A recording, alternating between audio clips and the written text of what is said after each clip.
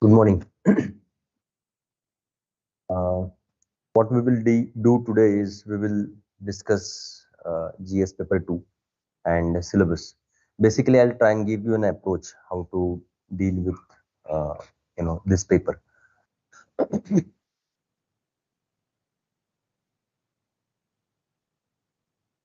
We will be only going through all these points, right?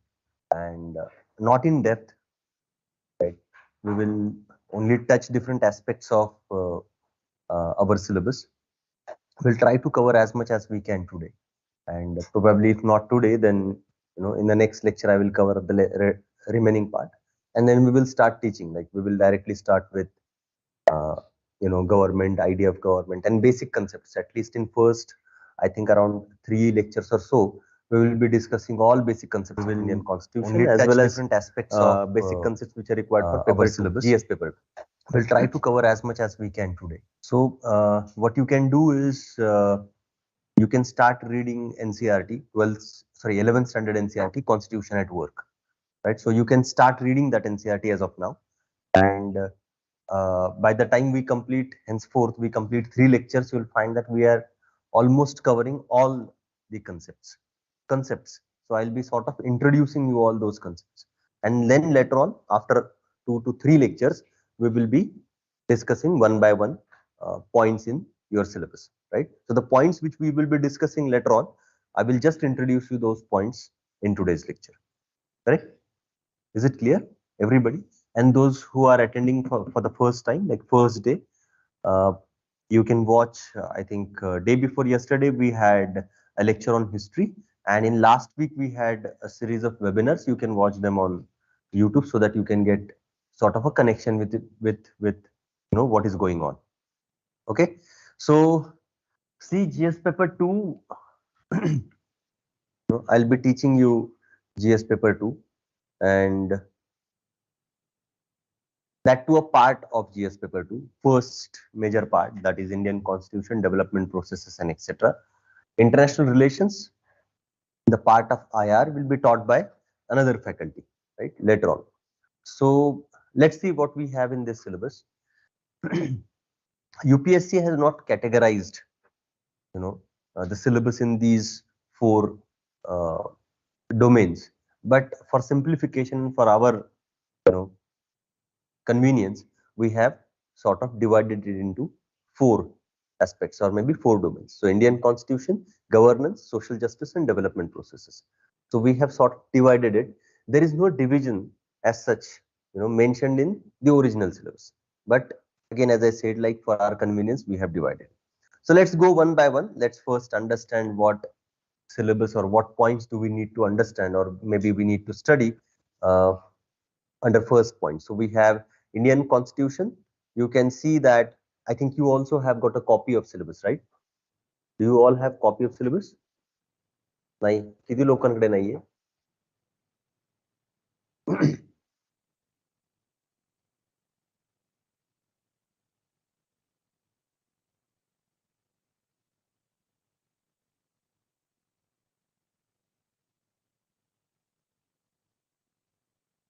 So I'll ask them to distribute. Till then, we will discuss.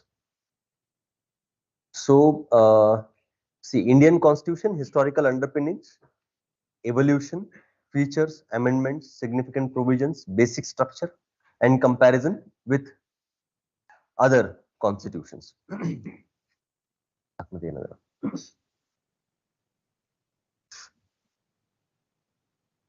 त्यात काही लोकांना सिलेबसची copy नाहीये त्यांच्याकडे, तेवढी देऊन टाका.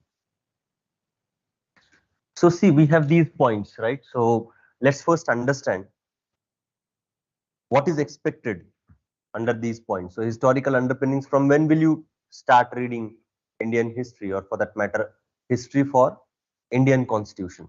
So if you focus on this particular point, it says that basically historical background of Indian Constitution. So what do you think, like from which point, or maybe from which part do you think that we need to study for this particular point in the syllabus? So you may probably think, like, if you are reading Lakshmikant, which you might be reading, right? So if you are reading Lakshmikant, you probably reading it from the first chapter of Lakshmikant, wherein all laws passed by British government have been mentioned, isn't it? So you have to understand that, of course, that is historical background, no doubt, right? So you will have to study those points, I don't deny. But if you go to previous year questions, you will find that UPSC doesn't only ask about, those legal or laws passed by the British government. You will find that they go beyond that. Historical underpinnings need not necessarily be looked at as only legal developments which took place, uh, prior to Indian Constitution coming into force, right? Legal developments which took place prior to Indian Constitution coming into force definitely form a part of historical underpinnings, no doubt about that. But then question is, or the matter is, there are other underpinnings also. Underpinnings basically talks about all those factors which worked for shaping Indian Constitution, which contributed in shaping Indian Constitution, right?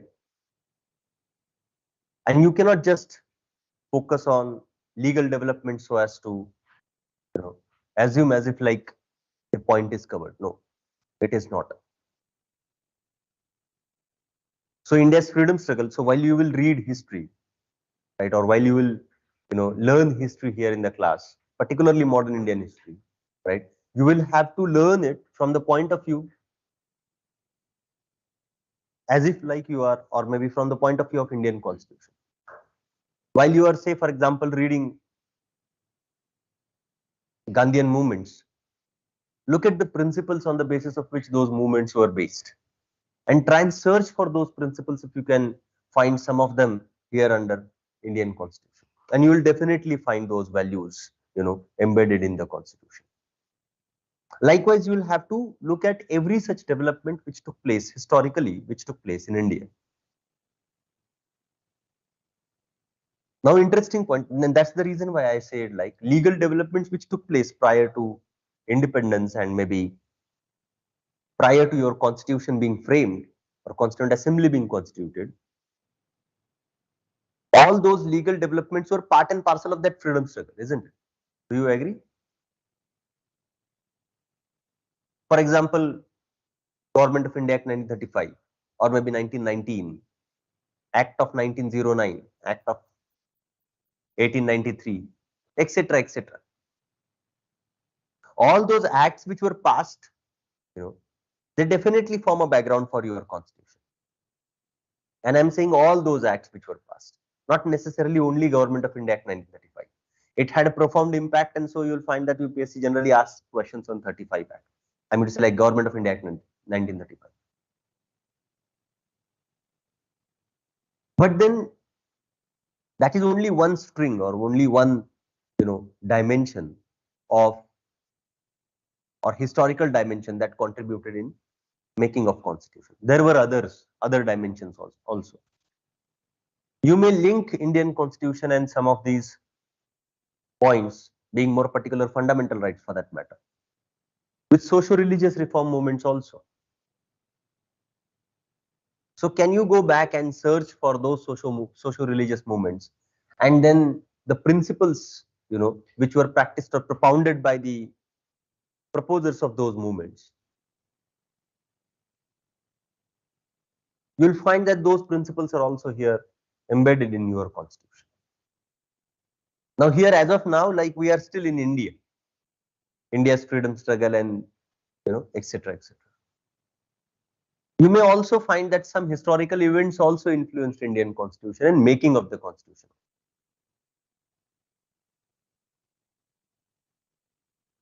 And international historical events. So we can take example of French Revolution. We can take example of both world wars. We can also, take examples while from basically from the time period while your constitution was being framed, and different committees of Constituent Assembly, those which visited different countries and, just to get an experience from how are they working with their constitution. Those events and those people and their suggestion also influenced your constitution. So when we look at word underpinnings, underpinnings need not necessarily only be confined to legal developments. That would not be correct understanding of the syllabus, the depth of the syllabus. You will have to look at those events which took place in history, and I'm saying events, not just legal developments, the events which took place in Indian history being more particular and world history in general. And then you will have to list them separately and then look at Indian constitution, and you will find that Indian constitution derives or draws a lot from such different historical events. Clear? Now the question that comes here is how to prepare then for this point. This itself, only one first point itself seems so bulky to prepare. You need not to prepare it separately. While you are, learning world history here, right? Just jot down the points which you may think that these points might have definitely helped or influenced making of Indian constitution. That's it. So while you are reading your world history, see to it that you use, that approach, right? And filter out the material and few points. That's it. You need not to, you'll not find French Revolution right from first day till last day influenced Indian constitution. Definitely not. Some of the values definitely. So that is sufficient. So while you are reading modern Indian history, see to it that while reading every chapter, try and just connect it with making of Indian constitution, or maybe, the values under Indian constitution. Untouchability being abolished under 17 of Indian constitution. You'll find that there was fight for untouchability that was going on, and eradication of untouchability that was going on for quite some time prior to your constitution being framed, isn't it? Social religious reform movement did, focus on this particular aspect, and they wanted to eradicate untouchability. Am I correct or not? So why not to borrow some material while reading history and then just, apply it to your question, if at all a question comes in that fashion or in that way. Right? You can definitely apply it to that question, and accordingly you can prepare this topic. Am I correct? Everybody? Everybody.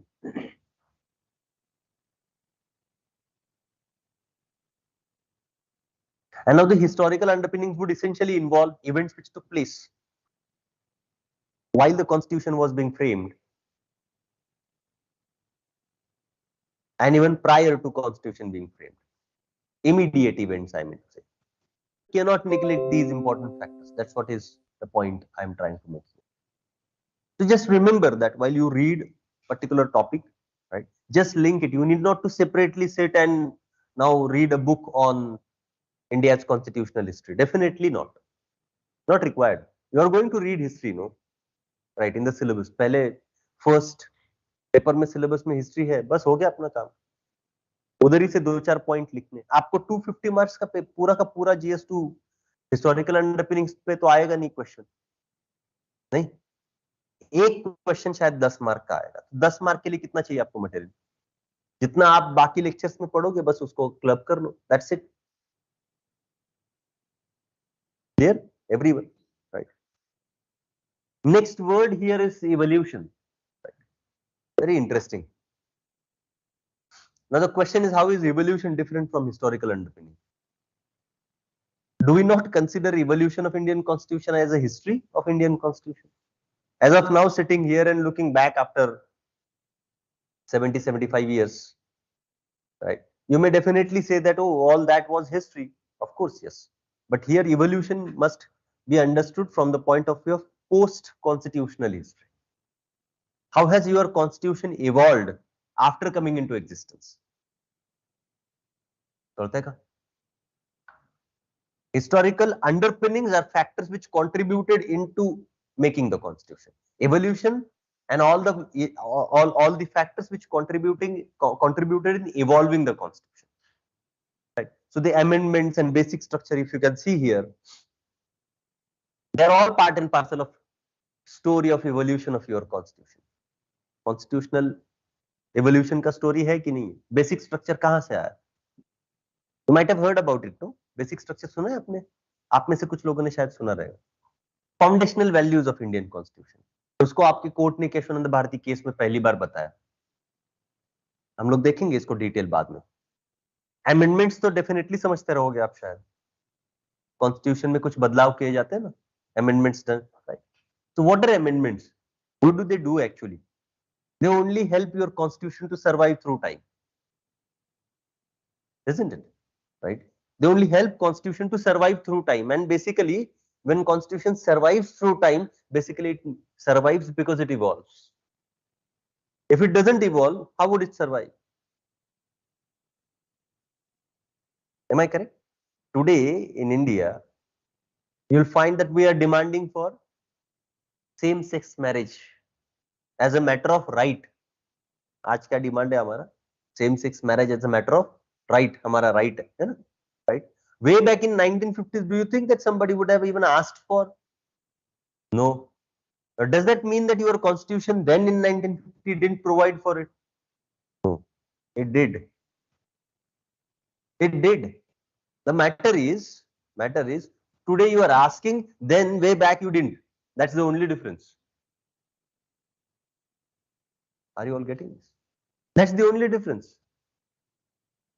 Probably way back then, reservation on the grounds of your economic status probably we didn't demand it. Today we demanded it. We'll not go into political aspects of it as of now.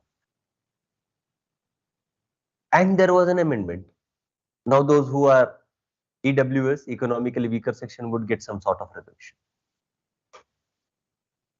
So what is Constitution trying to do? Is trying to adapt to the needs of time. Because you demanded, Constitution says that yes, I do have that aspect and I was just waiting for you to demand the same. It's here. But then interesting point here is, in this story of evolution, you'll find that some basic aspects or values or structure of the Constitution has not been changed. And it cannot be changed. So you cannot say that, no, we are fed up of democracy, now we want dictatorship. That is not possible. And that essentially talks about or indicates towards the fact that what do you mean by basic structure? Basic values on the basis of which you have constructed whole idea, or you can say you built up the Constitution. है ना, करते का कहीं everybody इसको detail देखना ही है हमें, मतलब we will discuss this things in detail. जैसे ये बिल्डिंग है, इसका फाउंडेशन है ना, कुछ एक फाउंडेशन है, उसके बाद कुछ एक ढांचा बना इसका, उसी ढांचे को आप बोलते हो बुनियादी ढांचा। अब चलिए इसका फाउंडेशन तोड़ देते हैं हम लोग, बिल्डिंग बचेगी? रूफ तभी टिका हुआ है जब वो पिलर्स टिके हुए, जब फाउंडेशन पिलर्स तोड़ देते, फाउंडेशन को रहने दीजिए, पिलर्स तोड़ देंगे हम लोग, क्या होगा? अल्टीमेट रिजल्ट तो वही है कि roof will fall down. Am I correct?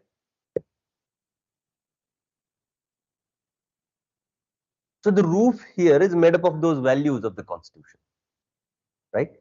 And to support and to maintain and to continue with those values, you'll find that some basic ideas have been added into Constitution. Some arrangements have been made. You are getting it, right? Which cannot be touched or which cannot be changed, and that is what is basic structure, nothing else.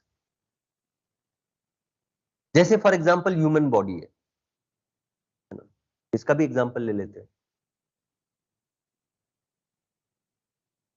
Let us remove all the bones from the body. What will remain? Will you still call it as a body?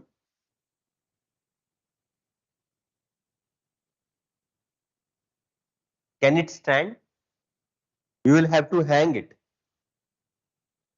isn't it? Right? So the role that is played by, or let's say that let's not take out all bones, let's only take out backbone. And that is sufficient to understand what would happen with human body, right? Exactly is the same idea that you have to understand with respect to Indian Constitution.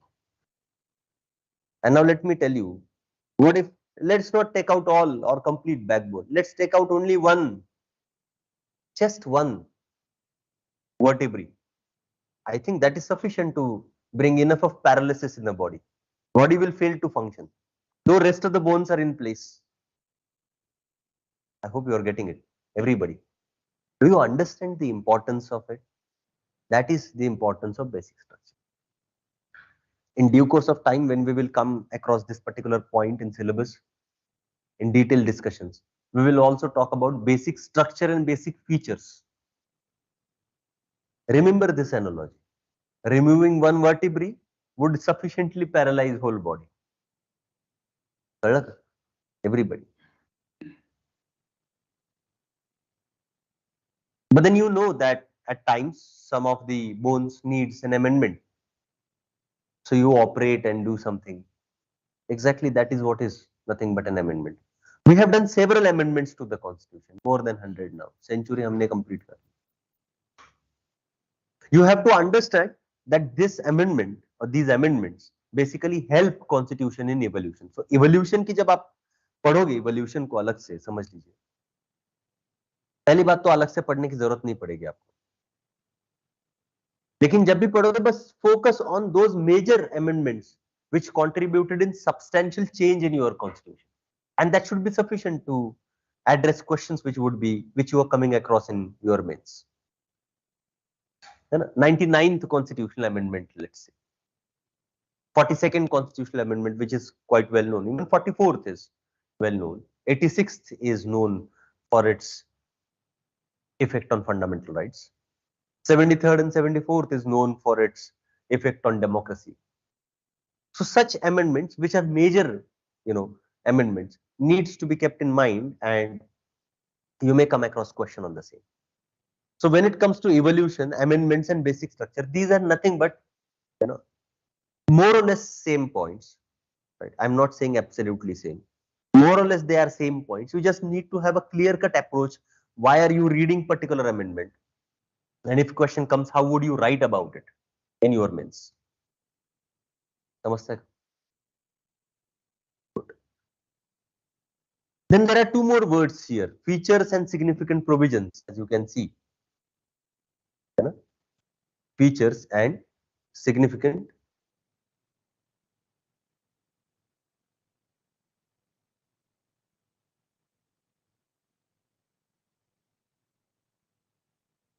Now, please understand that we have borrowed our constitution from several sources. बहुत सारे sources से हमने हमारा constitution लिया. और बहुत बार ऐसे एक misconception भी है कि it is borrowed constitution. बहुत ऐसे misconception है, it is borrowed. Yes, it is borrowed to the extent the fundamental values are concerned. But ultimately, you will find that there is no constitution which is original. Every constitution appears to have been borrowed from some other existing abstract values, which were existing way back in ancient time. Modern constitutions में कोई constitution ये नहीं बोल सकता original हमारा idea था और value है. नहीं, ऐसी बात नहीं. These values have been practiced way back in, in history, ancient and medieval history. You'll find, not just of our world I am talking about. So to that extent, every constitution is borrowed. But then every constitution, even if borrowed, let's say, doesn't seem to be same. All constitutions are different. None of the constitutions match with each other. They don't. They appear to be similar only in their basic structure or only in their basic values. Otherwise, they are not same. They are different. Look at yourself. You people sitting here, right, might be having same number of bones in your body, right? Same structure. You all are called as human beings, right? Do you look all similar? Are you not copies of each other? You're not absolute copies, though you structurally are same. Same applies to constitution. Where it differs, those differences are nothing but significant provisions. those differences are nothing but those special features which you will identify Indian constitution with. समझ में आ रही बात? Parliamentary supremacy and judicial, parliamentary sovereignty and judicial supremacy, इसका balance दिखेगा आपको constitution.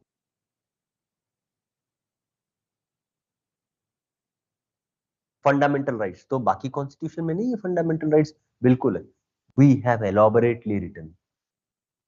Federalism, a very delicate balance between center and state has been mentioned under Indian constitution. So बाकी constitutions में नहीं है उतना delicate, definitely नहीं है। इंडियन कॉन्स्टिट्यूशन का आप देखिए कॉन्करेंट लिस्ट, लंबा चौड़ा concurrent list.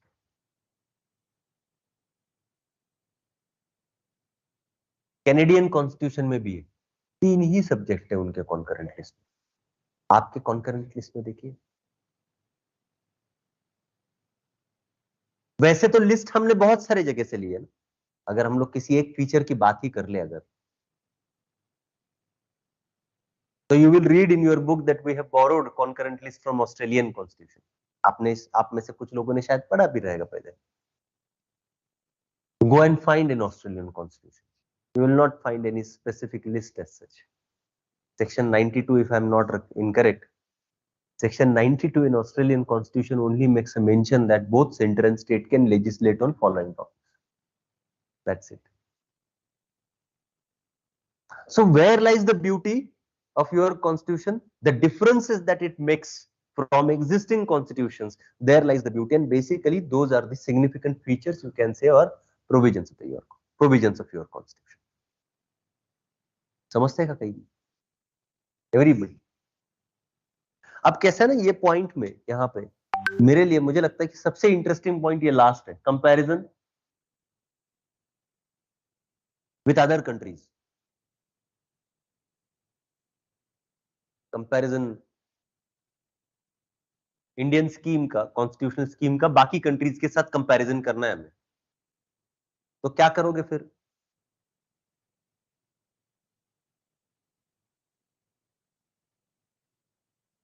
At least US, UK, है ना, ऑस्ट्रेलिया, कनाडा,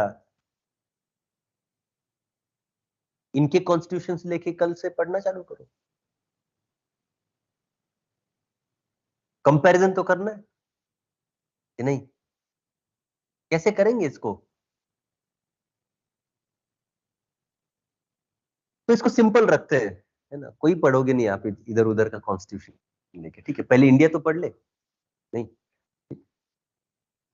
अगर आप देखोगे पिछले सालों में, अब last year, every year basically UPSC is asking one question on this particular point every year। एक क्वेश्चन आता ही है उसका, पूछ रहा है UPSC consistently. Last year they asked question on Indian and French president. क्यों? क्योंकि फ्रेंच प्रेसिडेंट के भी इलेक्शन चल रहे थे और इंडियन प्रेसिडेंट के भी इलेक्शन चल रहे थे, पूछ लिया उन्होंने कंपैरिजन, है ना। उससे पहले उन्होंने पूछा था अमेरिकन कॉन्स्टिट्यूशन में इक्वालिटी का कंसेप्ट और इंडियन कॉन्स्टिट्यूशन में equality.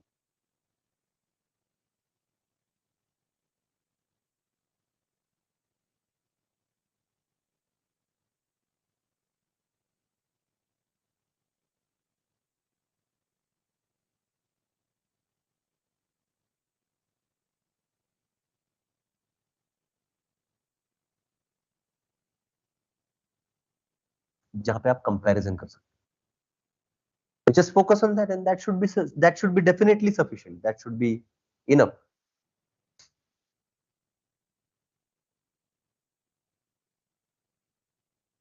That should be enough।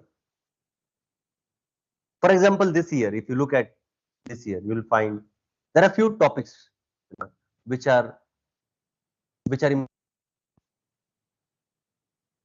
must have heard about American Supreme Court, that is Federal Court of US,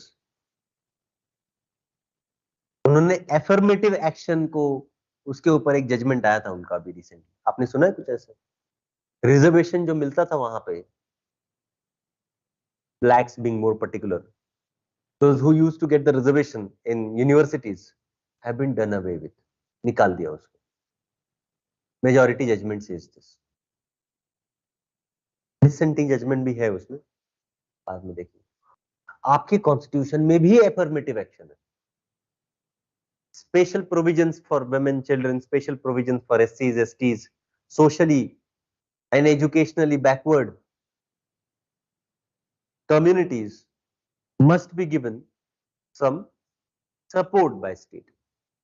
हो ही सकता है कि, क्योंकि वो जो जजमेंट आया ना उसको बहुत क्रिटिसिज्म हुआ उसका. President of America also criticized that judgment. बहुत क्रिटिसिज्म हुआ उसका. तो ये पॉसिबल है कि आपको दिखेगा कि कोई एक क्वेश्चन उसके ऊपर आ जाए. अब किस तरह का क्वेश्चन? वो जजमेंट पूछेंगे क्या फेडरल कोर्ट का? बिल्कुल नहीं. वो ये पूछेंगे सिर्फ एफर्मेटिव एक्शन का प्रिंसिपल अमेरिकन कॉन्स्टिट्यूशन में और इंडियन कॉन्स्टिट्यूशन में, इसका कंपैरिजन करो. अगर पूछा कंपैरिजन, कंपैरेटिव एनालिसिस, कंपैरिजन है ना लिखा हुआ, अगर पूछा तो हो सकता है कि वहां पे एफर्मेटिव एक्शन का डोमेन जो है या फिर जो उसका मीनिंग होता है वो, और यहाँ पे इंडिया के कॉन्टेक्स्ट में इनका कंपैरिजन करो. इंडियन कॉन्स्टिट्यूशन और अमेरिकन कॉन्स्टिट्यूशन का कंपैरिजन करके बताओ. That's it. आपको अब पूरा अमेरिकन कॉन्स्टिट्यूशन पढ़ने की जरूरत बिल्कुल नहीं. समझता है काई एवरीबडी? तो ये वाला पॉइंट जो है ना, इसको आप लेके बैठोगे नहीं कि चलो मैंने आज अमेरिकन कॉन्स्टिट्यूशन पढ़ लिया, कल को मैं यूएस और कनाडा का पढ़ लूं या फिर, बिल्कुल जरूरत नहीं. बेसिक स्ट्रक्चर को 50 इयर्स कंप्लीट हो रहा है, हो चुके मतलब. बेसिक स्ट्रक्चर को केशवानंद भारती वाला जो केस था 24 अप्रैल 1973, है ना, तो 24 अप्रैल 2023 50 साल कंप्लीट हो गए. Last year Canadian supreme court ने बोला था कि unwritten principles of Canadian constitution cannot be amended bye there parliament. ये अनरिटन प्रिंसिपल्स क्या होता है? वही something which is hidden, value based, वो लोग नहीं अमेंड कर सकते. उसके ऊपर उसी वक्त न्यूज़पेपर में डिबेट आया. Basic structure story of India and that of Canada, comparison आ चुका है पहले ही. हो ही सकता है इसके ऊपर कोई क्वेश्चन इस साल आए, 50 साल हो रहे हैं. I am just giving you examples, है ना. अब बेसिक स्ट्रक्चर के ऊपर एज ऑफ नाउ ईरान का भी केस चल रहा है. Sorry Israel. Israel is on the verge of coming to the idea of basic structure. उनके कॉन्स्टिट्यूशन. ये कहां पढ़ोगे आप? न्यूज़पेपर में आया था. हो गया आपके लिए एक मटेरियल. वो आउट ऑफ द बॉक्स एकदम सडनली उनके मन में आया, नहीं चलो एक काम कर लेते, जापानीज कॉन्स्टिट्यूशन के साथ इंडियन कॉन्स्टिट्यूशन का कंपैरिजन पूछ लेंगे. ऐसे ही मन में आया. ऐसे यूपीएससी का अप्रोच बहुत क्लियर है. करंट में अभी क्या चल रहा है ना, अभी करंट में क्या चल रहा है, बस आपको वो मालूम होना चाहिए. That's it. Simple, straight forward. लक्षात आलं? Everybody, right. Comparison with other countries, you will do it this way and not start reading books. आपको मिल ही जाएंगे कुछ बुक्स जो लगभग काफी सारे कॉन्स्टिट्यूशंस का कंपाइलेशन एक साथ बने हुए. ऐसे बुक्स, वर्ल्ड कॉन्स्टिट्यूशंस, बिल्कुल कुछ देने की जरूरत नहीं है. UPSC has made it very simple for us. Last year उन्होंने, मैंने बताया ना, प्रेसिडेंट का क्वेश्चन पूछा. Exactly similar type of question हमने उसी साल हमारे मेंस के प्रैक्टिस टेस्ट में डाला था. आगे क्वेश्चन. तो बस अप्रोच आपका सही होना तो बिल्कुल क्वेश्चन आ जाएंगे. तो वही बात है. आगे चलते हैं. Union and states. सो देखो यहां पे अब ये पहला क्लियर है सबको, ये वाला part? Everybody good. This also is dealing with the constitution. Union मतलब सेंट्रल गवर्नमेंट. स्टेट तो आप समझते हो, है ना. तो हमारे पास दो गवर्नमेंट्स होते हैं, इतना तो मालूम है आपको. एक स्टेट में होता है एक, ये तो मालूम है ना सबको. तो ये जो दो गवर्नमेंट्स है ना, आपने काफी बार देखा रहेगा कि ये गवर्नमेंट्स एक दूसरे के साथ झगड़ते रहते हैं, और कुछ एक गवर्नमेंट से बिल्कुल झगड़ते नहीं, they are you know peacefully coexisting, others keep fighting. देखा है आपने ऐसे? बहुत बार आप न्यूज़पेपर में देखते हो कि वेस्ट बंगाल वाली न्यूज आ रही है, वेस्ट बंगाल और सेंटर, इनका कुछ ठीक ठाक चल नहीं रहा, यूपी और सेंटर का कुछ नहीं होता, आराम से चल रहा है।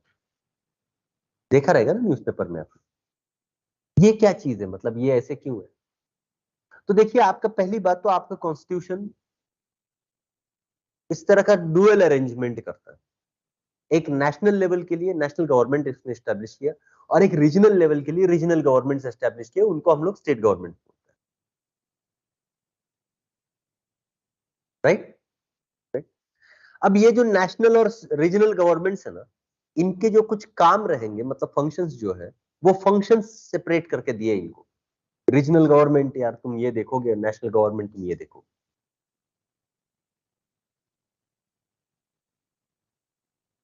और वो फंक्शंस के लिए उनके पास उस तरह से पावर्स भी डिवाइड करके दिए, तभी तो फंक्शंस डिवाइड करने का कोई फायदा है ना। जैसे नेशनल फॉरेन पॉलिसी है तो सिर्फ सेंट्रल गवर्नमेंट कर सकता है, स्टेट गवर्नमेंट आपने देखा कभी महाराष्ट्र गवर्नमेंट ने बायलैटरल ट्रीटी साइन कर लिया चाइना के साथ? ये तो नहीं होगा। ये इंडिया कर सकता है, स्टेट गवर्नमेंट्स नहीं कर सकते, रीजनल पार्स नहीं करेंगे। लेकिन आप ये बिल्कुल देखोगे कि जो लोकल रीजनल कंसर्न है उसके लिए स्टेट गवर्नमेंट काम करता है ना। Panchayat elections for example state के कंट्रोल में दिया हुआ है। तो इस तरह से आपके कॉन्स्टिट्यूशन में जो रीजनली इंपॉर्टेंट सब्जेक्ट्स है, मैटर्स है, उसको स्टेट के हाथ में, जो नेशनली इंपॉर्टेंट है वो सेंटर के हाथ में, है ना, डिवीजन करके रखा हुआ है। ये पूरा सिलेबस उसी की बात करता है, at least these first few points.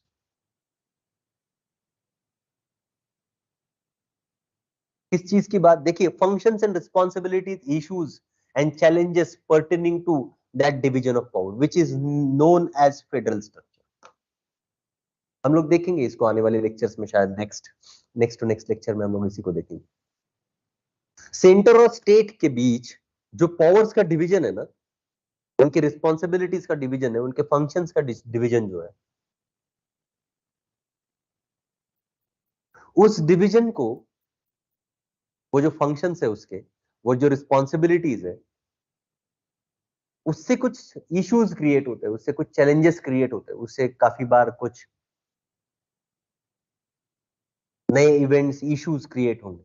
उसको कैसे एड्रेस किया जाए, ये आपको पढ़ना है या फिर प्रिपेयर करना है इस पर्टिकुलर टॉपिक में।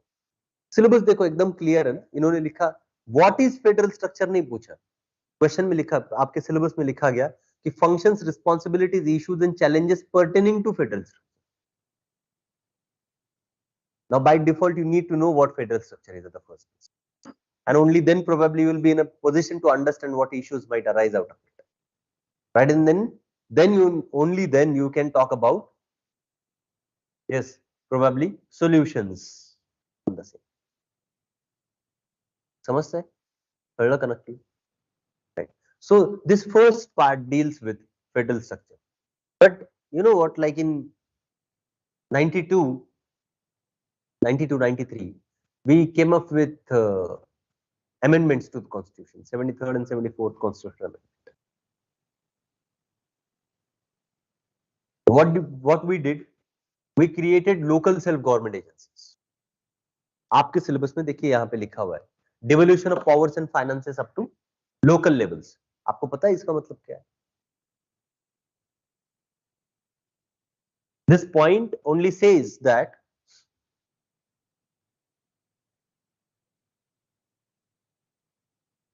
local level agencies like panchayat, municipalities, Zilla Parishad, these agencies require finance for running government and governing activities, right? This talks about devolution of that finance to them, handing over money to these agencies so that they can perform task of governance. They can perform their duties basically.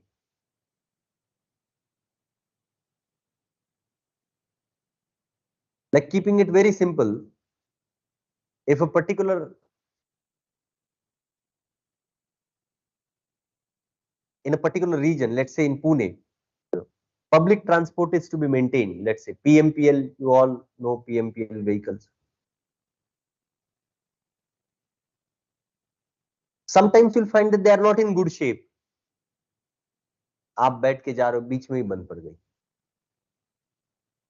पहली बात तो उसमें इतने बैठते हैं कि वो खुद किसी को कहीं लेके जाने के हाल में नहीं होती. That indicates burden on resources. Probably that also indicates the fact that the PMPL as an agency, local agency जो transport का देखती है, specialized transport agency, doesn't have enough of resources to bring in new vehicles which will support, the demand of public. तो पैसा नहीं है इनके पास basically, है ना? तो कहां से आएगा? एक तो उनके एक्टिविटीज से आएगा. They charge you fair, right? from place A to place B, you're supposed to give X amount as a fare for commutation, correct? But then still probably that is not enough. And they need money. So the money would come from central and state government in their help, for their help. And ultimately you'll find that such local agencies would run governing activities at on ground. समझते हैं कहीं? हमें लगभग ऐसी सभी local self government agencies की बात करनी है या फिर डिस्कस करना है या फिर समझना है उनको, ये वाले पॉइंट. आइडियली अगर आप देखोगे तो बहुत अलग अलग अलग टाइप के लोकल सेल्फ गवर्नमेंट एजेंसीज होते हैं. जैसे have you heard about port trust? Jawaharlal Nehru port, JNPT, मालूम है आपको? पोर्ट्स होते हैं ना, पोर्ट्स, जो मेजर पोर्ट्स है उनका ट्रस्ट बनाया जाता है. वहां पे वहां का एडमिनिस्ट्रेशन देखने के लिए एक स्पेशलाइज्ड एजेंसी होती है. इसको भी लोकल सेल्फ गवर्नमेंट एजेंसी ही बोलते हैं. जो भी सभी मेजर 13 मेजर पोर्ट्स है हमारे पास, एंड 13 पोर्ट ट्रस्ट्स है. फिर all these port trusts are basically under control of central government, but they are local self government agencies. समझ में आ रही बात? म्यूनिसिपैलिटी, म्यूनिसिपल कॉर्पोरेशंस, जिला परिषद, notified area committees,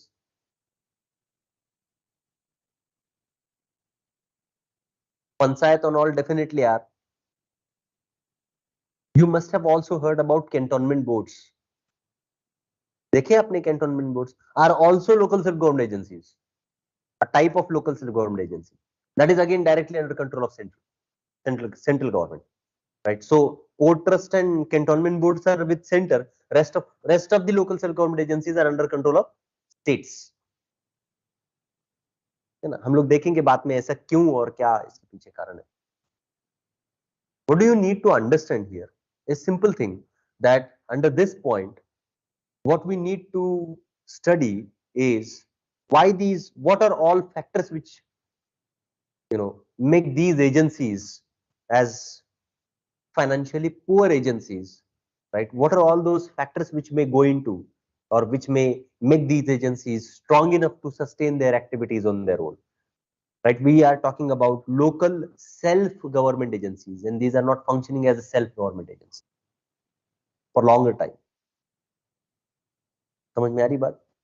almost 3 decades are over now. 3 decades से हम लोग देख रहे हैं. सो ये वाले पॉइंट में हमें फेडरलिज्म और उसके एस्पेक्ट्स देखने हैं. नेक्स्ट कुछ एक वैल्यू है, देखिए यहाँ पे लिखा हुआ है, separation of powers between various organs of the state. No this is different than federalism. दोनों चीजें अलग अलग. इसको डिटेल हम लोग देखेंगे बाद में, लेकिन आपको इसके अंदर करना क्या है? Idea of separation of power basically legislature, executive और जुडिशरी में अंतर करता है. किसी एक एजेंसी के हाथ में पूरे पावर्स नहीं देता, अलग अलग करके रखता है. है ना, समझ में आ रही बात। चलिए एग्जांपल ले लेते हैं इसका, एकदम करंट से ले लेंगे एग्जांपल, है ना, ज्यादा बेटर रहेगा। पार्लियामेंट में बिल इंट्रोड्यूस किया गया अभी, जो इलेक्शन कमिश्नर जो है उनके उनके अपॉइंटमेंट के लिए, पता है आपको, न्यूज़पेपर में पढ़े हो आप। पहले एक सुप्रीम कोर्ट का जजमेंट आया था, उन्होंने बोला, supreme court said that chief justice of India, prime minister of India and opposition leader, ये तीन लोग मिलके इलेक्शन कमिश्नर को अपॉइंट करेंगे। ठीक है, ठीक है। अब बिल इंट्रोड्यूस किया गया और वो बिल में लिखा गया कि prime minister, opposition leader and one more minister of the government who would be appointed by prime minister will select. Chief justice को निकाल दिया उन्होंने, प्रपोजल से निकाल दिया।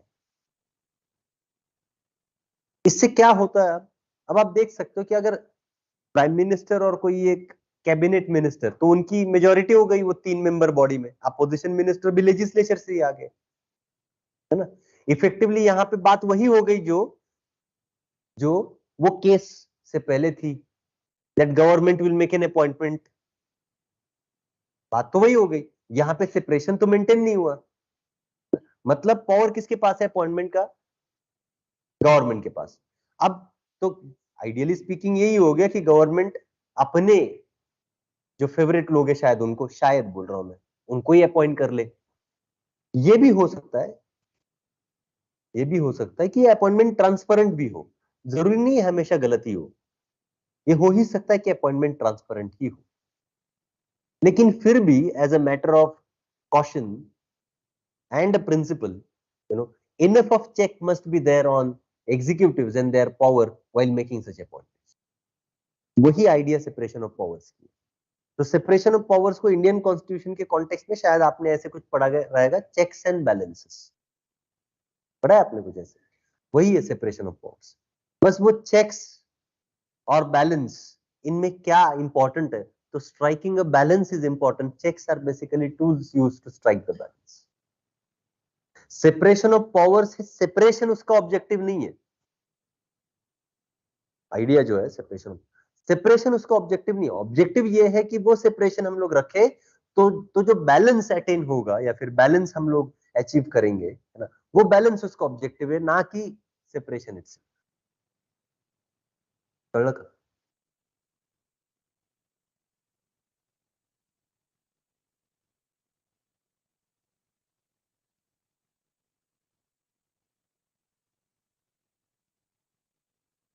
So somebody said that can courts be called as doorkeeper?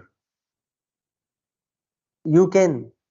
द्वारपाल म्हणायला काय हरकत नाही, पण त्याचा रोल वेगवेगळा आहे, म्हणजे वेगवेगळ्या कॉन्टेक्स्ट में। Will talk about that later on, हम लोग आएंगे उस पॉइंट पे, तब मैं बताऊंगा आपको, लेकिन ठीक है, द्वारपाल बोल सकता है। So separation of powers between various organs, dispute redressal mechanisms and institutions. Dispute in the first place between whom? Center and state. Dispute between two states. Dispute between two individuals. Dispute between state and an individual. ऐसे बहुत सारे तो disputes हो ही सकते हैं, है ना, हो सकते हैं, नहीं हो सकते। ऐसे सभी डिस्प्यूट्स को रिड्रेस करने के लिए या फिर एड्रेस करने के लिए आपके पास एक एजेंसी है जिसको आप कोर्ट बोलते हैं, जिसको जुडिशरी बोला जाता है। However, it's not only judiciary that takes care of it. There are several such quasi-judicial bodies, partially judicial bodies, which are famously known as tribunals. है ना, सुना रहेगा ना आपने, ट्रिब्यूनल सुना है आपने, राइट, ट्रिब्यूनल्स जो इस तरह के डिस्प्यूट्स को रिड्रेस करते हैं। उसके बाद कुछ आपको, आपने शायद कुछ सुना रहेगा, कुछ आर्बिट्रेशन ट्रिब्यूनल्स भी होते हैं, जो पूरी तरह से कोर्ट नहीं है, लेकिन वो भी डिस्प्यूट रिड्रेसल में लगे हुए। अलग अलग टाइप के डिस्प्यूट्स है, जिसमें आप देखोगे कि different different types of institutions are working towards eradicating और sorry towards addressing these disputes. समझते हैं एवरीबडी? आपके सिलेबस में आपको बेसिकली पूरा डिस्प्यूट रिड्रेसल मैकेनिज्म जो है ना, उसके बारे में पढ़ना, along with separation of powers. समझ में आ रही है बात कुछ? Everybody, right. आगे चलते हैं। देखिए अभी यहाँ पे एक स्लाइड है, यहाँ पे पार्लियामेंट एंड स्टेट लेजिस्लेचर की बात की गई। तो structure, functioning, conduct of business, powers, privileges and issues arising out of it. एकदम रिसेंट एग्जांपल लेते हैं इसका आपको समझने के लिए, और फिर हम लोग स्ट्रक्चर, फंक्शनिंग और उस पॉइंट पे आते हैं। मेंबर ऑफ पार्लियामेंट है राघव चड्ढा, मालूम है आपको क्या हुआ? उनको डिसमिस किया गया अभी रिसेंटली, है ना? देखा आपने? राइट। क्यों? क्यों? वो दिल्ली वाला जो बिल था रखा हुआ, that was to be sent to, his proposal was it must be sent to select committee, parliamentary committee के पास भेजना चाहिए। And then he went on to cite few names in support of the motion, which can be done. वो कर सकते हैं, by rule कर सकते हैं, but then honourable speaker took an objection to it. Basically not speaker, honorable home minister took an objection to it, and then speaker disqualified him or sort of removed him. Now see, that is basically issue that has recently came up in public debate. You will have to prepare it. What? Why Raghav Chadda has been dismissed? No, go and look at the issue underlying. What are the privileges of member of the parliament? होते का कहीं, और बस उस issue को तैयार करो। जो रिसेंट एग्जांपल है वो तो बस एग्जांपल हो गया ना हमारे लिए। You can just cite recently honourable member of the parliament, mister Raghav Chadha has been dismissed on this ground. काम खत्म। Rahul Gandhi was also disqualified and was removed from the parliament. You must be knowing that. That is also a matter of, powers, privileges, and issues arising out of it. Some qualifications and disqualifications. Everybody. So parliament और state legislature में, Maharashtra state legislature में भी हुआ था, थोड़ा पुराना case है, जहां पे 13 MLAs were suspended. मालूम है आपको? Issue that comes out of functioning of legislatures. समझ में आ रही बात? तो यहाँ पे क्या करना है हमें ये वाले पार्ट में आपके सिलेबस में? स्ट्रक्चर देखना है दोनों का, पार्लियामेंट का, स्टेट लेजिस्लेचर का स्ट्रक्चर क्या होता है, कौन कौन उसमें रोल प्ले करते हैं, क्या क्या रोल होता है उनका, पावर्स क्या क्या है उनके, कैसे फंक्शन करता है पार्लियामेंट और स्टेट लेजिस्लेचर, वो भी समझना है। और उसके साथ साथ conduct of business. Now conduct of business is very important. यहाँ पे आज के डेट में अभी रिसेंटली आप देखोगे ना, तो पार्लियामेंट से बहुत सारे न्यूज आ रहे हैं। Number of issues arising out of conduct of business of the parliament recently, right? वो सभी चीजों को हमें, मुझे लगता है कि इस पॉइंट में देखना चाहिए। पर्टिकुलरली पार्लियामेंट के पास ना पार्लियामेंट्री कमिटीज होती है, और वो पार्लियामेंट्री कमिटीज के ऊपर बहुत डिबेट हुआ है recently. Functioning of the committees येते लक्षात सगळ्यांना? everyone. So we'll have to study this. Next we have structure, organization and functioning of executive, judiciary and different ministries of government of India. इसमें क्या करना है? बेसिकली आपको जुडिशरी का structure, organisation and functioning देखना है, और executive that is president and council of ministers and prime minister, उनका आपको स्ट्रक्चर, ऑर्गेनाइजेशन एंड फंक्शनिंग देखना है। उसके साथ साथ अलग अलग मिनिस्ट्रीज है गवर्नमेंट में, फाइनेंस मिनिस्ट्री जैसे, है ना, ministry of law and justice है कि नहीं, defence ministry. So different ministries and departments of government of India, ये सबको हमें पढ़ना है, ये पार्ट। इसके ऊपर एक क्वेश्चन आपको दिखेगा, ये वाला पार्ट जो है ना, ministries and different departments of the government of India, इसके ऊपर you will come across one question on this also. How do they function, what is the arrangement, right, what can be done for better, efficient governance by this system. So ministries and different departments of the government will have to study in detail this point also. Again, please understand, like while reading this, you just need to get well versed with what structure do we have. Structure क्या है ministries और different departments का, इतना समझ में आए कौन से मिनिस्ट्री के अंदर कौन से इश्यूज होते हैं, कौन से सब्जेक्ट मैटर होते हैं, it deals with what. If you just understand that as a part of structure, that's enough. But what is it that UPSC will ask you structure? Probably not. They will ask you something that is in current. तो ministries and different departments के ऊपर current में जो कुछ आया रहेगा उसके ऊपर शायद हो सकता है कि वो क्वेश्चन पूछे. You just need to prepare yourself that way. होता है. देखो, next is role in polity of pressure groups, formal and informal associations.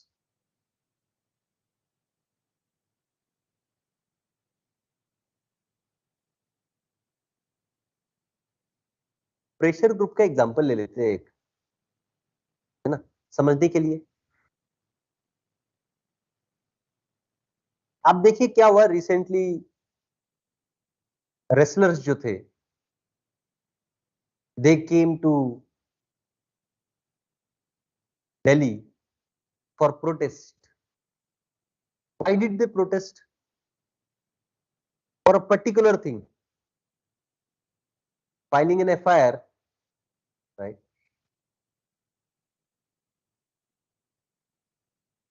What did they do?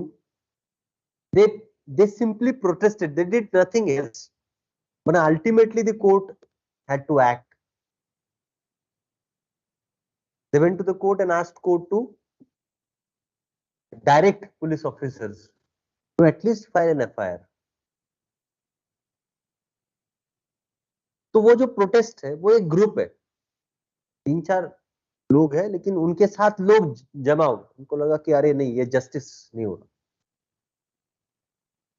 वो आए एक साथ जंतर मंतर पे, वहां पे प्रोटेस्ट कर रहे 10 दिन से, 50 दिन से, whatever, and ultimately they force state to register an FIR. बरोबर है का everyone. Now this activity, farmers protest for example against those three laws which were passed. I hope you must all be knowing this, right? What it indicates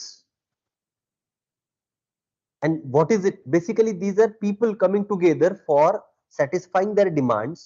एक particular कोई demand है उनका, उसको fulfill करने के लिए लोग एक साथ आते हैं और वो गवर्नमेंट इंफ्रास्ट्रक्चर, गवर्नमेंट एजेंसीज को प्रेशराइज करेंगे. बात समझी? क्या करेंगे? गवर्नमेंट एजेंसीज को प्रेशराइज करेंगे. और वो प्रेशराइज किस चीज के लिए करते हैं? अपने स्वार्थ के लिए. बेसिकली अपना स्वार्थ मतलब जो मोटिव से वो एक साथ आए, इसी को प्रेशर ग्रुप बोला जाता है. What do they do? Basically they create informal platforms for people to assimilate, assemble and get their demands satisfied from the government. समझ में आई बात सबको? ये बेसिकली क्या होता है? प्रेशर ग्रुप्स होते हैं. क्या रोल प्ले करते हैं वो पॉलिटी में? देखो लिखा हुआ है, role in polity of pressure groups, informal and formal associations. क्या रोल प्ले करते हैं ये?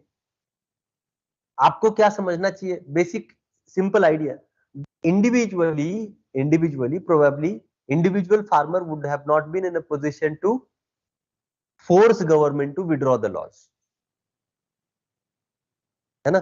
इंडिविजुअल फार्मर को बिल्कुल लगता रहे, समझ लीजिए कि गवर्नमेंट ने ये लॉ विड्रॉ करना चाहिए, अच्छे लॉ नहीं है, समझ लीजिए. तो अकेला अगर फार्मर जाता तो सुनता उसकी कोई बात? शायद नहीं. तो इन्होंने बना लिया एक प्लेटफॉर्म जहां पे सब तरीके से फार्मर, सब जगह से फार्मर जुड़ रहे एक साथ, है ना. कोई एक फॉर्मल एजेंसी नहीं है ये, कोई एक पार्लियामेंट नहीं था कि जहां पे जाके रोज बैठ के वो कुछ कर, नहीं. In public space they directly came together and started pressurizing the government. करते कहीं. In case of recent Manipur violence, you know, several Manipuris, you know, and not just Manipuris but people from northeast also, they were there in at Jantar Mantar. Pressurising government, action लो, मणिपुर के ऊपर ध्यान दो, है ना, हुआ ना, they tried to pressurise, nothing but pressure group. समझ में आ रही बात? शायद एकाध कोई individual, a woman from Manipur, a single woman from Manipur, she probably would have not had enough of strength to pressurize government to act. So people together, they came together informally, not formally. Formally का मतलब कोई एक institution establish करके, जैसे आप NGO कोई establish करके fight करते हो, बात अलग। येते लक्षात? everybody. So the role of these agencies in polity, pressure groups and formal and informal associations or organizations.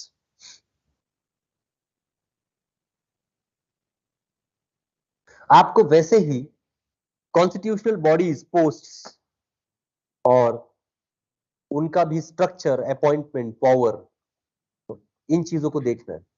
देखिए अभी इलेक्शन कमीशन न्यूज में है ना, अपॉइंटमेंट प्रोसेस, आप समझ लीजिए कि हो सकता है उसके ऊपर क्वेश्चन आ जाए,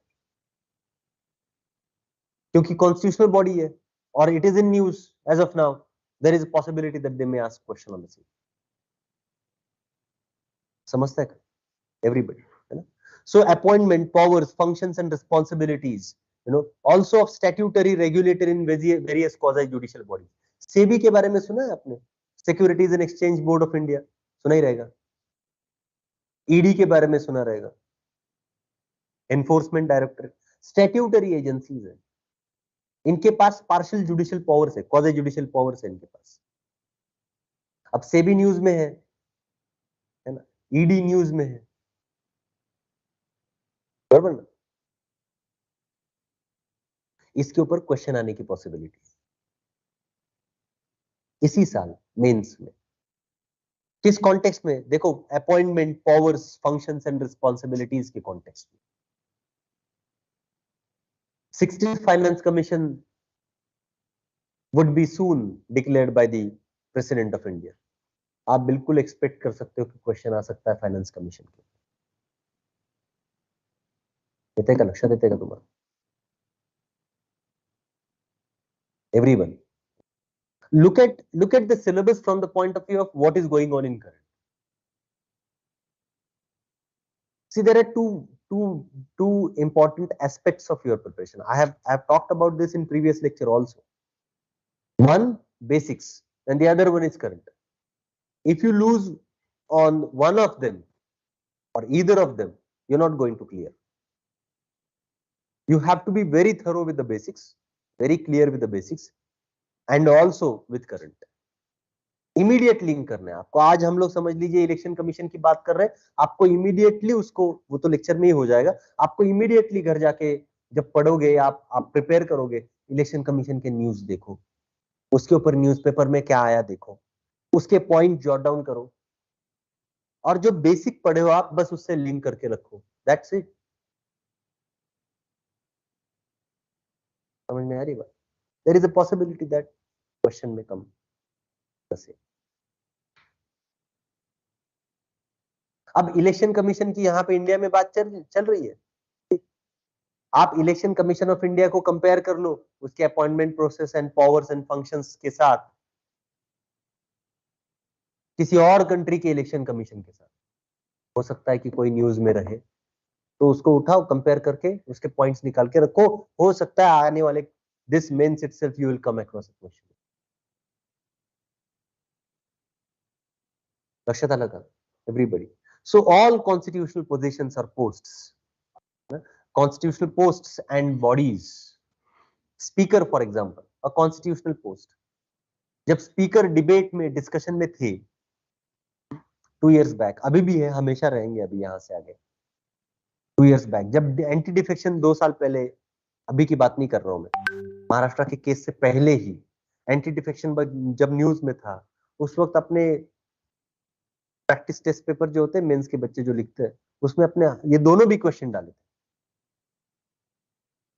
ऐसे ही क्वेश्चंस जैसे हमने डाले थे, लगभग सेम ग्राउंड पे क्वेश्चन पूछा हुआ। उसी साल पीआईएल भी डिबेट में था, पब्लिक इंटरेस्ट लिटिगेशन। जिसमें senior advocate Harish Salve and the then president of bar council of India Dushyant Dave both wrote articles in newspaper express में countering each other's views लिखे गए। तो पता ही था कि वो पीआईएल के ऊपर क्वेश्चन आएगा, exactly same question, near to same question आएगा। कुछ बहुत अलग बात नहीं कर रहा हूं मैं बस ये बता रहा हूं आपको, अगर आपका अप्रोच सही रहे, आपको मालूम है कि पीआईएल सब्जेक्ट का पार्ट है हमारे, है ना, हमने पढ़ लिया उसको। अब ये देख लीजिए आज के डेट में न्यूज़पेपर में पीआईएल के ऊपर कुछ आया हुआ है, हमें उसको पढ़ना चाहिए। समझी बात? इलेक्शन कमिश्नर के अपॉइंटमेंट के लिए जो केस है वो पब्लिक इंटरेस्ट लिटिगेशन, पीआईएल था वो, कहते हैं लक्षात, एसोसिएशन फॉर डेमोक्रेटिक रिफॉर्म्स जो है ना, वो वाले एनजीओ ने पीआईएल फाइल किया। तो एक इंपॉर्टेंट मेजर चेंज ला रहा है ना वो पीआईएल, समझ में आ रही बात आपको? एक मेजर चेंज ला रहा है आपके कॉन्स्टिट्यूशनल प्रोसेस में, तो इंपॉर्टेंट बनेगा। फिर इस बार हो सकता है क्वेश्चन आए। I'm just giving you the highlights, areas which may be considered as important for this mains, है ना, while explaining this। तो इसको प्रिपेयर कैसे करना है? आप तो एक तो शायद मेरे ख्याल से आपके पास वो लक्ष्मीकांत है, उसमें से आप इसको पढ़ोगे, है ना, लेकिन उतना पढ़ के अगर आप मेंस लिख पाओ तो बात अलग, वो हो नहीं रहा, हो रहा है वैसे लक्ष्मीकांत पढ़ के, है ना। तो लक्ष्मीकांत का स्कोप वो हो ही नहीं सकता। आपको समझना क्या है, किसी भी बुक का नहीं हो सकता। आपको क्या समझना है? आपको समझना ये कि मैं बेसिक पढ़ लूंगा यार, यहाँ से अपॉइंटमेंट पढ़ लूंगा, पावर फंक्शन सब पढ़ लूंगा, statutory bodies, regulatory bodies, tribunals वगैरह, हो गया, डन। अब न्यूज़पेपर,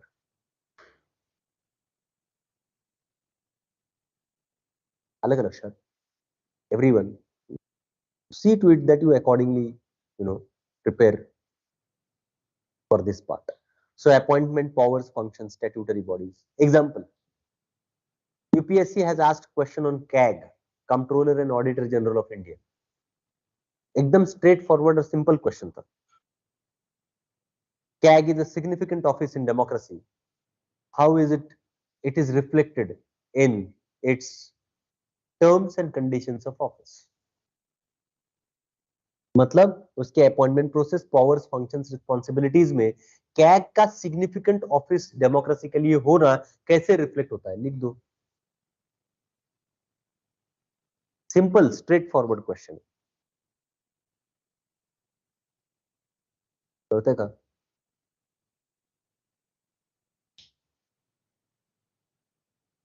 इसी तरह से अटॉर्नी जनरल के ऊपर भी क्वेश्चन पूछ लिया उन्होंने। एक आध कॉन्स्टिट्यूशनल एजेंसी आएगी आप क्वेश्चन पेपर, आपको बस तैयार करके रखना है। तमिल का NCBC, national commission for backward class, last year question है। उसका स्टैट्यूटरी पोजीशन चेंज करके कॉन्स्टिट्यूशनल बना दिया, तो क्या बदला? Simple question, not that simple, but then yeah, of course, like you can see that it comes from this part of your syllabus. You are getting it? What do you need to do? Prepare करो basics इसका एकदम सही सही, और current में बस ढूंढते रहो कि करंट में कोई एक बॉडी न्यूज में आए, अगर आएगा क्वेश्चन, है ना। फाइनेंस कमीशन मैंने बताया ना, 16th फाइनेंस कमीशन की बात आ ही रही है। बाय नवंबर और so I think president will constitute 16th finance commission. तो आप एक्सपेक्ट ही कर सकते हो कि 15th फाइनेंस कमीशन और 16th फाइनेंस कमीशन में क्या अंतर है, और 16th फाइनेंस कमीशन के पास क्या चैलेंजेस रहेंगे फिस्कल फेडरलिज्म को बैलेंस करने के। हो सकता है इस तरह का क्वेश्चन है, समझी बात। कॉम्प्रिहेंसिव टेस्ट अभी था हमारा, हमने पूछ ही लिया उसमें पहले ही, the challenges that may be faced by 16th finance commission, to balance regional disparities. तो इस तरह के क्वेश्चन हो सकते हैं, आपको बस उसी तरह से सोचना है। राइट, नेक्स्ट आपके सिलेबस में कुछ नेक्स्ट पार्ट जो है सिलेबस का, that deals with development processes. आएगा. Wherein NGOs, self-help groups, various groups and associations, donors, charitable trusts, institutions and other stakeholders need to be studied in detail. Basically ये पूरा part आप यहां से आके पूरा पार्ट देखोगे, डेवलपमेंट प्रोसेसेस, उसके बाद वल्नरेबल सेक्शंस, है ना, उसके बाद सोशल सेक्टर सर्विसेज और गवर्नेंस, ये सबको एक साथ लिंक करके आप पढ़ सकते हो. जब आप प्रिपरेशन कर रहे हो ना, उसको सबको एक साथ लिंक कर सकते हो, क्योंकि ये अलग अलग नहीं है. देखो, डेवलपमेंट प्रोसेसेस में आप वल्नरेबल सेक्शंस और उनके राइट्स की बात करोगे, माइनॉरिटीज की बात करोगे. डेवलपमेंट प्रोसेसेस में आप बात करोगे ऐसे इनफॉर्मल एजेंसीज की, जैसे एनजीओज है. मैंने आपको अभी एग्जांपल दे दिया, है ना. मैंने बोला कि आप इसको गुड गवर्नेंस, ट्रांसपेरेंसी, अकाउंटेबिलिटी से लिंक कर सकते हो.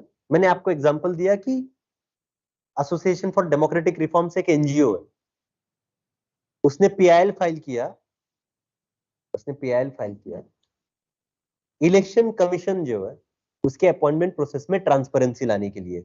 देखो, आपके लिए governance and transparency and accountability यहाँ पे गवर्नेंस में पॉइंट है. I'm just trying to tell you that how can you connect, different points of syllabus, and ultimately you'll have to do that. You cannot simply restrict to only reading about NGOs and keeping it separately and not linking while writing, not linking it with other parts of the syllabus. No. You must essentially link it with other parts of the syllabus. Only then it will make any sense. येते का लक्षात काही. मागे last benches कळतंय मी काय सांगतोय, कळतंय. सो development processes में NGO, self help groups, donors, charitable trust etcetera, ये सब लोग collectively along with the state and private agencies, you will find they all contribute in process of development. Example, mid day meal scheme सुना है आपने? सुना है ना, mid day मील सुना है. अक्षय पात्रा को भी सुना रहेगा. फिर एनजीओ है, क्या करता है Akshaya Patra? Mid day meal serve करता है. करना किसने था? गवर्नमेंट ने. कर कौन रहा है? अल्टीमेट ऑब्जेक्टिव तो वही है ना, डेवलपमेंट, है ना. पानी फाउंडेशन, वो तो पता ही रहेगा आपको. I'm quite sure that you must have come across at least 1 or 2 videos on YouTube, wherein different charitable trusts, on a daily basis, they cook food, fresh food, and then they delivered that fresh food to nearby ashrams and old age, houses, as well as the places where orphans are being taken care of. Who are they? Are they state? No, they are not. Are they doing it for the sake of profit? No, certainly not. What is it then? Absolutely altruistic activity, altruism for the help of needy, poor and vulnerables. But who are they basically? Are they government employees? No, they are not. Are they private employees or private people coming from established some sort of private hotel and then selling their product? No, they are not selling their product. बरोबर ना? तुम्ही बघितले का असे बरेच आहेत, म्हणजे तुम्ही व्हिडिओज ऑनलाइन दिसेल तुम्हाला. What do they do? देखो, छोटा एक्टिविटी है, किसी एक विलेज में रहेगा, कोई एक छोटा सा ग्रुप कर रहा है, लेकिन वो वही चीज कर रहा है. मतलब वो अवेलेबल रिसोर्स, कम्युनिटी में अवेलेबल रिसोर्स को वो क्या करते हैं? दे अपील फॉर डोनेशन. तो लोग डोनेट करते हैं in kind and cash, and these people collect the material required for cooking food. They cook food and they deliver it to the needy. Who are they? They are all basically donors and charitable trust or sort of NGOs which are working for betterment of people. We will have to study all such NGOs and civil society organizations and their contribution in development process or in governance, तो सबको हमें पढ़ना है। Vulnerable sections, देखो अभी मैंने आपको example दिया, एनसीबीसी के ऊपर क्वेश्चन पूछा था यूपीएससी।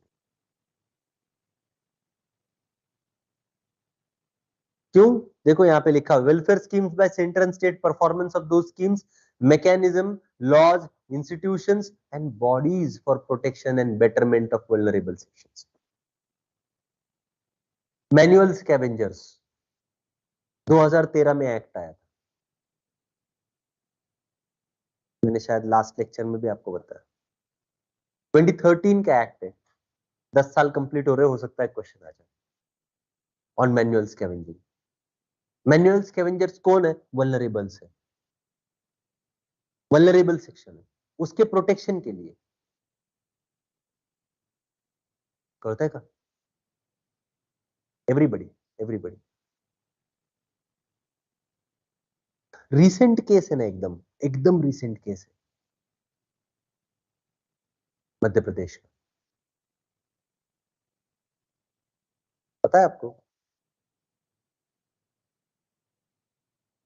आज जाके अभी लेक्चर के बाद देख लेना, है ना, जो जिस तरह की एट्रोसिटी प्रैक्टिस होती है इंडिया में, आज जाके आज थोड़ी देर के बाद देख लेना मध्य प्रदेश, देखना कि कौन है, कौन किसको हैरास कर रहा है, आपको पता चलेगा। तो वो वल्नरेबल सेक्शन है sir, women vulnerable section society का। क्यों? सोशल कॉन्टेक्स्ट है उस तरह का, पैट्रियार्कल सेटअप है उस तरह का, इसलिए शायद वो वल्नरेबिलिटी फेस करती है।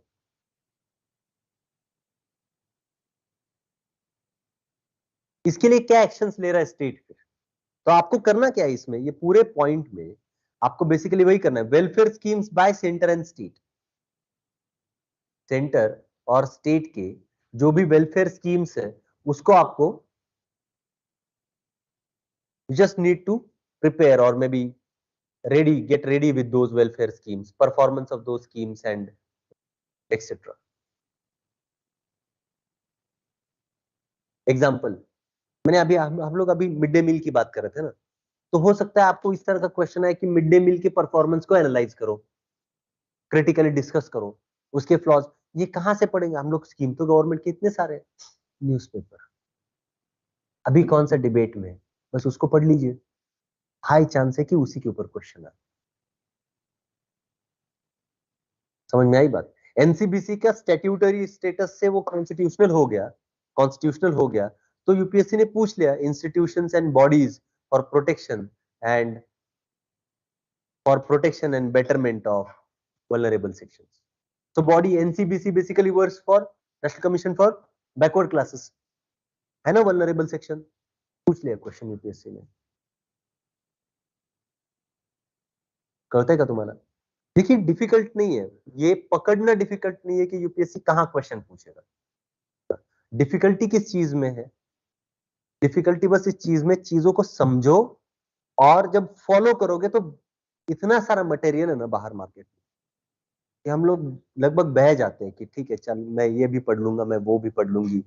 ऐसे नहीं होगा, आप you have to be very very very well focused, right? And newspaper is the best thing to be focused.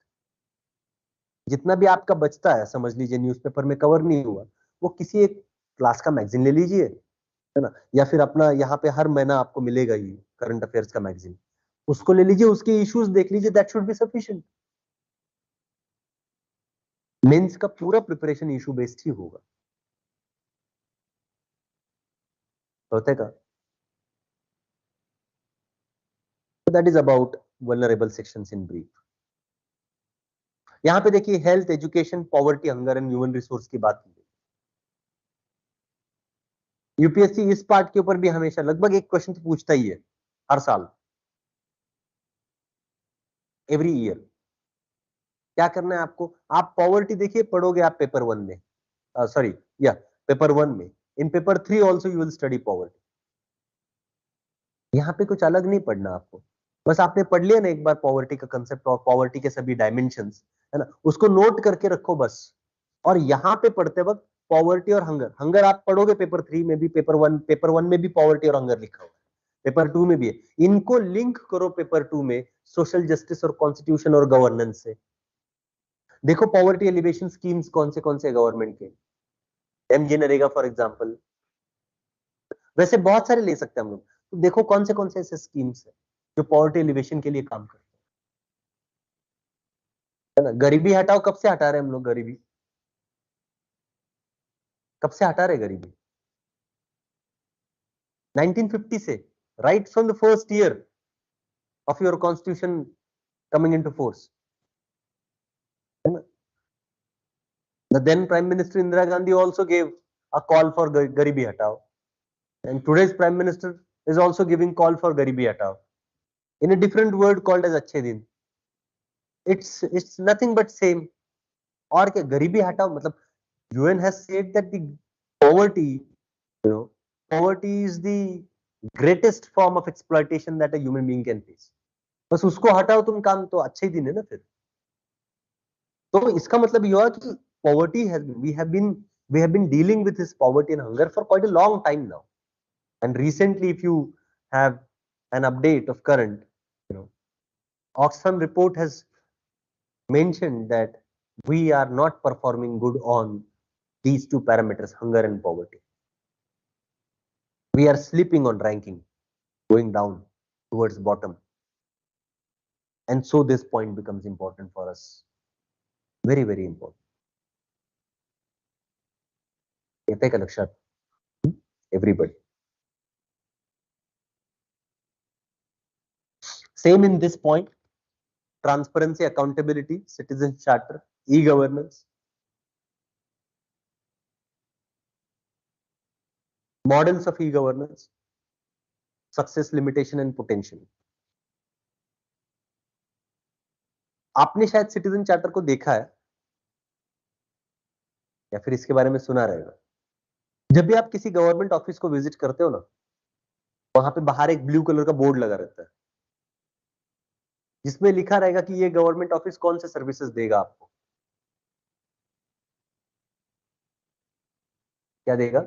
Services कौन से देगा, जिसमें ये भी लिखा रहेगा कि ये सर्विसेज आपको कितने टाइम पीरियड में मिलेंगे और क्या इसके लिए फीस चार्ज की जाएगी। समझ में आ रही बात? All those points you'll find would be mentioned there. That is basically the government office is trying to just inform you that this is how we perform. These are the set standards. So citizen charter is nothing but a scheme to bring in accountability or transparency in process of governance. जब आपको मालूम ही है कि 5 दिन में आपको certificate मिलना था, तो गवर्नमेंट ऑफिसर अब ये नहीं बोल सकता कि नहीं 5 दिन में नहीं हो पाएगा, 10 दिन में होगा। तो आप पूछ सकते हो वहां पे क्वेश्चन, क्यों, जब आपने कमिटमेंट 5 दिन का दिया हुआ है। पहले समझ लीजिए जब वहां पे है नहीं कुछ लिखा हुआ, तो जो गवर्नमेंट ऑफिसर बोलेगा वही सही। आपको उन्होंने बोला 5 दिन, इनको बोला 10 दिन, उनको बोला अभी दे देता हूं यार, तुम तो है ना मिनिस्टर के बेटे हो। समझी कुछ बात? तो now this particular thing won't be practiced, right? So to bring in that transparency in governance and accountability, you'll find that the citizen charter has been playing critical role in recent times. So we'll have to study these concepts from the point of view of good governance. Good governance के context में हमें इनको देखना है। E-governance is also nothing but a step towards good governance, wherein we will integrate technology. We are basically integrating technology, है ना, with that of existing government patterns, है ना। जैसे समझ लीजिए आपको अगर जाके जो आपके ऑनरेबल होम मिनिस्टर है, उनको आपको कोई अगर लेटर लिख के देना है किसी चीज से, किसी कारण से, तो क्या करोगे? यहाँ दिल्ली पोस्ट करोगे लेटर। अभी ओपन कर लो आप होम मिनिस्ट्री का वेबसाइट, वहां पे आपको दिखेगा, वहां पे बिल्कुल कॉलम है सजेशंस बाय सिटीजन और राइट टू इंफॉर्मेशन, कॉलम है वहां पे। बिल्कुल आप वहां पे बटन टाइप करो, आपका जो भी इशू है उसको टाइप करो और भेज दो, दे विल आंसर यू। देखो technology has made it better for you sitting at your home at whatever convenient time, at time that is most convenient for you. You can sit at home, just open the laptop, or maybe you can just do it on mobile also nowadays. Right? Can write a letter to Honorable Home Minister. See, the government is accessible to you thanks to technology. And the government is just a click away from you. That is contribution of technology in governance. So e-governance models में हमें बस वही देखना है कि वो क्या उनका पोटेंशियल है, क्या सक्सेस रहेगा उसका, उसके क्या लिमिटेशंस एंड एक्सेट्रा। समझ में आ रही है बात आपको कुछ, है ना? तो इन चीजों को हमें डिटेल देखना है। We will discuss these things in detail. And last point that is there in your syllabus is role of civil service in democracy. तो स्टील फ्रेम तो सुना रहेगा आपने, शायद सुना है अपने स्टील फ्रेम कुछ। सिविल सर्विस जो है वो क्या है, बैकबोन है गवर्नेंस का, है ना? तो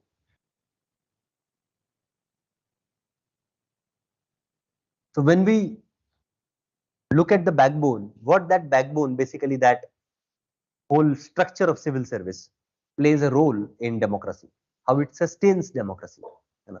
उसको आपको इस पर्टिकुलर पॉइंट में देखना है। वो सभी हो गए, उनके फंक्शंस आएंगे, यहाँ पे कॉन्स्टिट्यूशनल वैल्यूज के प्रोटेक्शन की बात आएगी, है ना? प्रोटेक्टिंग वल्नरेबल्स आएगा, drafting different schemes and policies for betterment of people आएगा। ये सब पूरा एडमिनिस्ट्रेशन एंड गवर्नेंस तो सिविल सर्विस ही देखता है ना। कौन देखता है?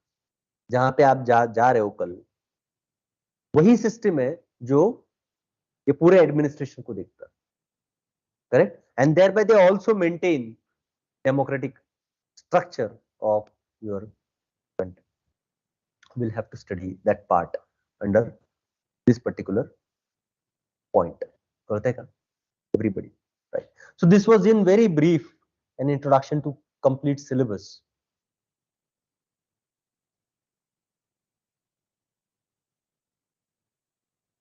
I did not intentionally go into further details of all these points. Intentionally, the reason being I don't want to make it more complicated as of now.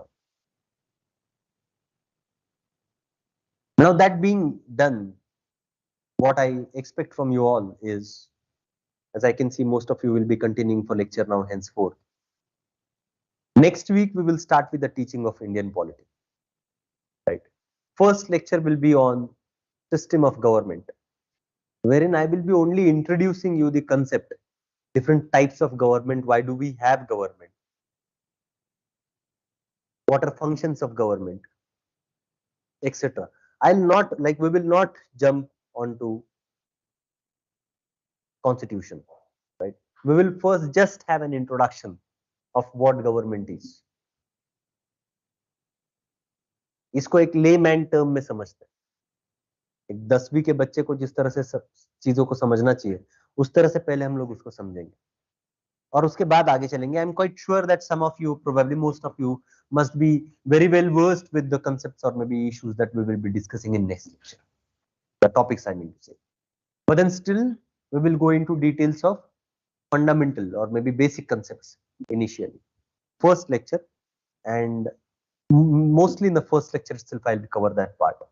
Second lecture of our batch would be on preamble to Indian Constitution. Right.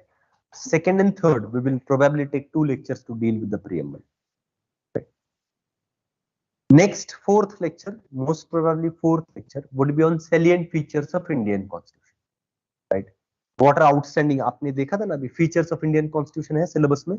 So we will discuss about salient features, and through that lecture, I will take you through complete Constitution. पूरा का पूरा Constitution, उसके features, उसके basic concepts क्या-क्या है, we will discuss that. Once that is done, then we will enter into first part of Indian Constitution. So I'm kind of letting you know the scheme of lectures that we are going to have at least for next 4 to 5 lectures, right? What I expect from you is start reading 11th standard NCERT Constitution at Work. Constitution at Work. Those who, freedom module, Just give me a minute, I'll explain that.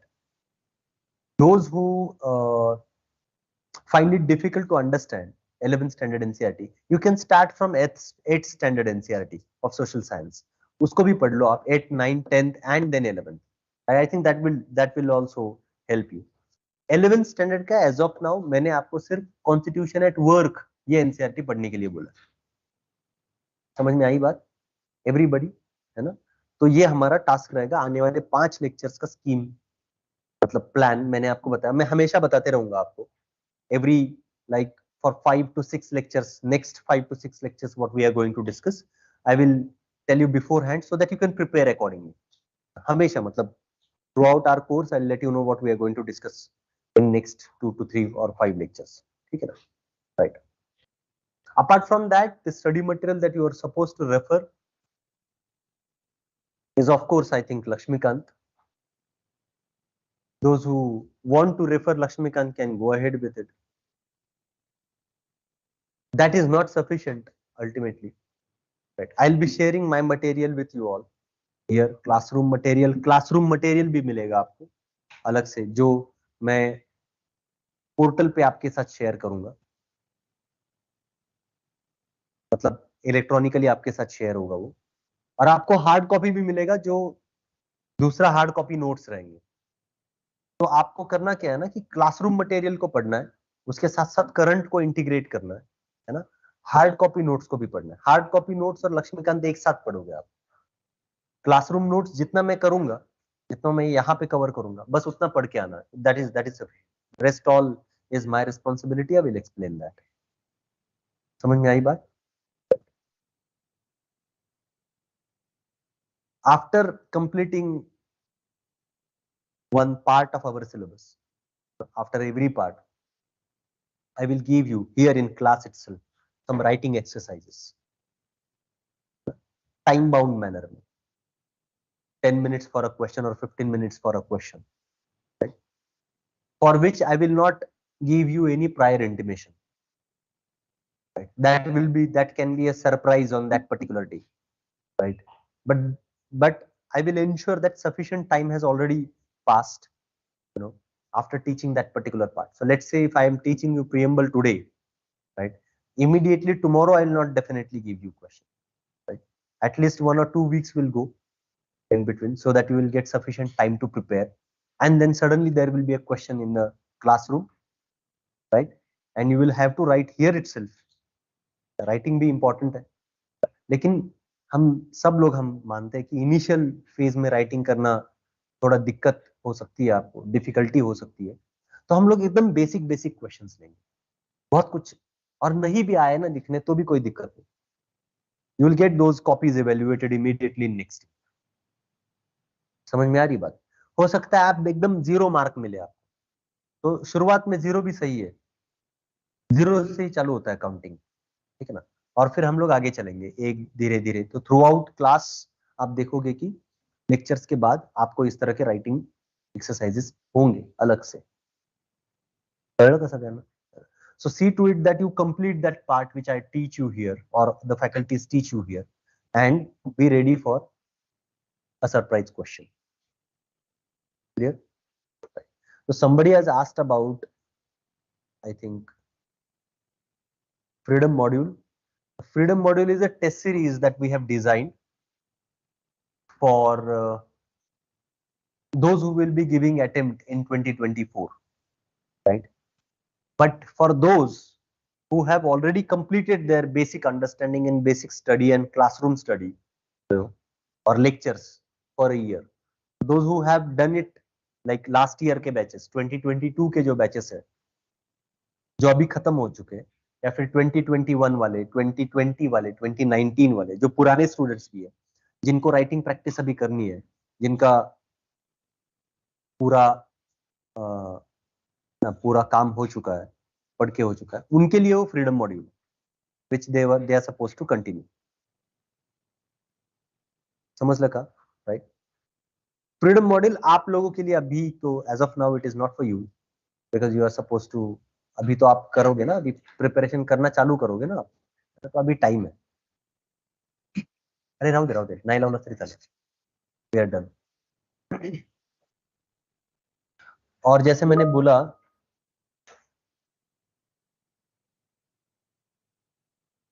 I'll attempt for 2025. When should I start preparing